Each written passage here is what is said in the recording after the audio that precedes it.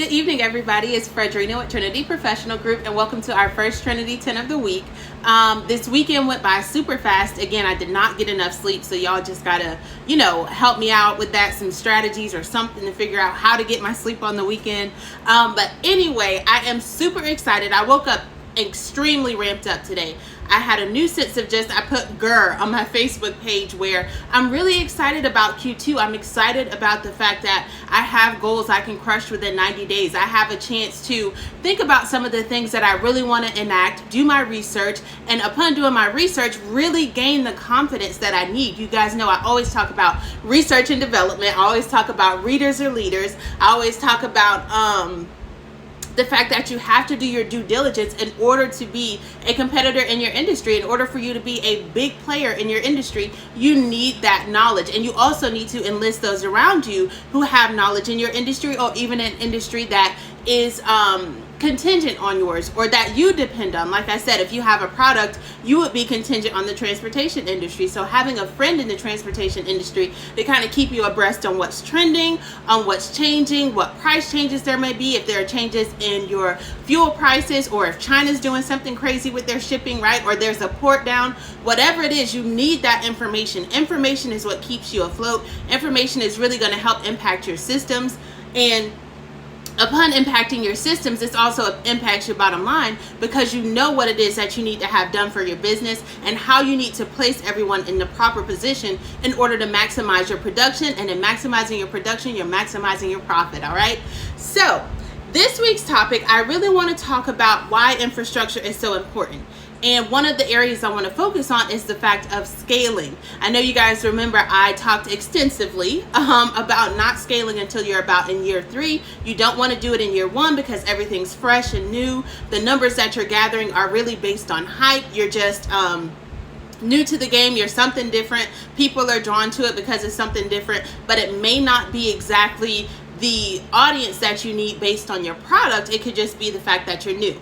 And then in year 2, once people are basing you on your product, once people are coming back for your product or service only, this gives you your true metrics in order to figure out how you want to scale once you make it out of year 2, and how you want to scale in year 3.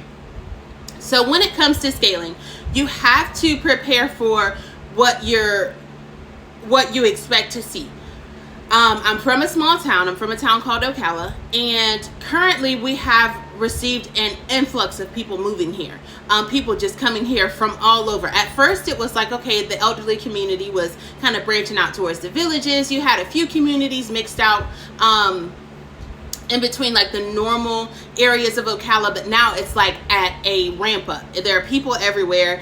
Every time you talk to someone, they're not from here, and I'm like, what's going on? Like, this is a small town. I'm used to everybody being from here, or I can get from this side of town to that side of town in 15 minutes. Now it takes me 30 or 45. So there's so much changing.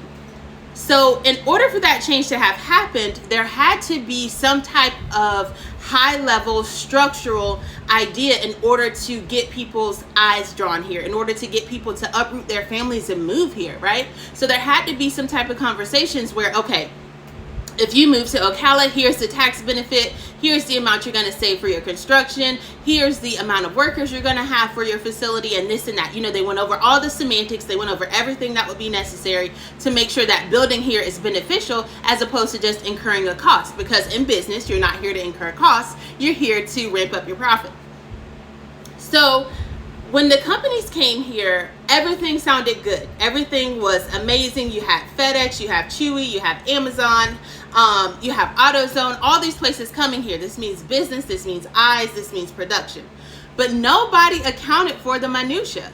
And this is why infrastructure is so important. It is because you have to account for the contingencies. When people bring themselves here or their families here, those are human beings. So you have to allot for the things that those human beings need, as far as like shops and making sure that the demand for food is met by the amount of shops we have available, or grocery stores we have available. Are the grocery stores going to be built near these new development properties? Are the new development properties going to be conducive to building new shops based on the amount of roadway they've adjusted for, or based on the amount of turning lanes they've adjusted for, or how they decided to structure their subdivision altogether. There's so many nuances that go into this. And so beyond just the business booming, you have to have an infrastructure for your people, kind of like company culture, but in this sense, it would be your community culture. What are you hoping that the people here get out of it? What are you hoping that with business also progresses in that realm? So once business progresses, now we have it where restaurants, more leisure things, or more boutiques start to flourish, or more specialty items start to flourish in relation to or in response to those people moving here and that boom and bust of the business in and of itself.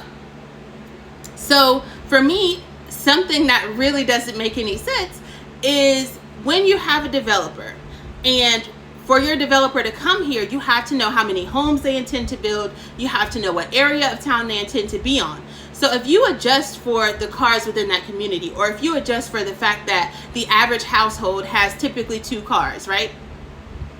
This would mean that those 2 cars are going to be added to traffic probably at key times, because nothing in Ocala is open late except for a warehouse. So that, traffic gap between the two could really be impacted. So if you have to allot the time for normal working hours, I would say 8 to 9 until about 5 p.m., right?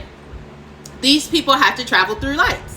So in traveling through these lights, you can't be based off of the old infrastructure where only about 20 to 30 cars would go through a light, or 15 to 20 cars would come from one side of town and head through that light.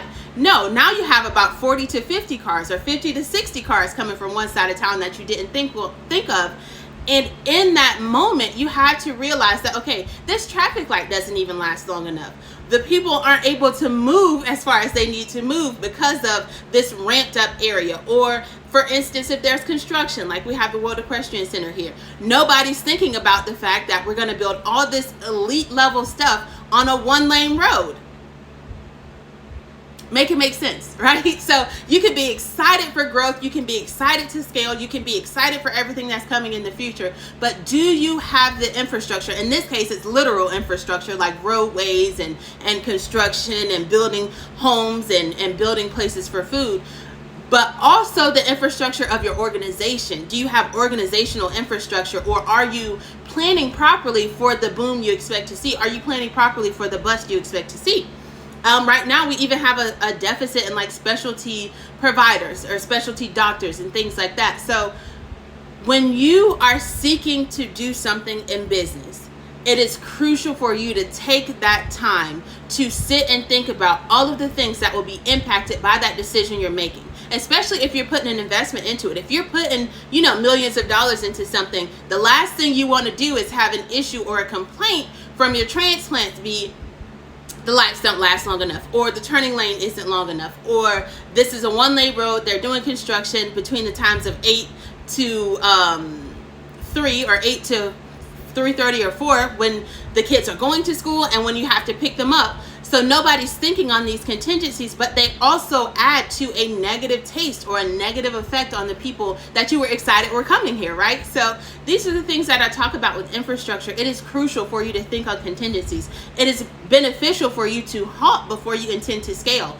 It is beneficial for you to not only sit at that table and get the good out of that deal, you need to think about what that deal is going to impact. You need to think about the amount of people that will be adversely affected because you're choosing something that's beneficial on paper, but you haven't really planned for the social aspect of it. Or how are people going to finagle, this school zone or that school zone and buses and getting to work, and the number of cars has shifted, and now this person's going to be late versus when they were on time. There's so much minutia that goes into planning for a boom and bust in a town, or for even scaling within your business. You have to account for the minutia, you guys. Those are the things that will actually dampen you quicker than a big machine breaking down, or then you losing a big investor, or then you losing a big manufacturer or customer. Your nuances will slowly chip away at you bit by bit, and by the time you catch on to it, you can't find which one it is. So make sure you're paying attention. Make sure before you get to the boom and bust, you're at a place where you can sift through the minutia and have the data to do so, which is why I always say, do not scale until year 3 or after, all right? My book, The Conscious Leader, is available. Be sure to check me out on Facebook, Fredrina Reed, parentheses, Trinity Professional Group. I always post something, typically every day, and I would love to interact with you guys again. Don't forget to crush your goals for Q2. We have, I think, about 70-something days left, so let's get to it, all right? Y'all have a great night.